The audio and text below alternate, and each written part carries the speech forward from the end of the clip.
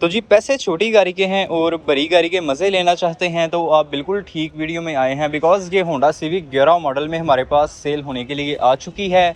Condition इस गाड़ी की काफ़ी अच्छी है, रीपेंट वाला सीन बिल्कुल भी नहीं है। गाड़ी टोटल तकरीबन ऑलमोस्ट ओरिजिनल कंडीशन में है।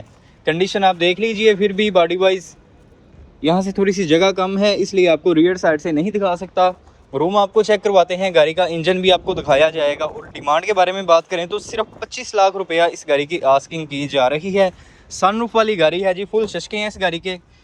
ये देखिए जी अंदर से रूम इस गाड़ी का बिल्कुल अच्छी कंडीशन में है। गियर इस गाड़ी का ऑटोमेटिक है और इंजन आपको दिखाते हैं इस गाड़ी का।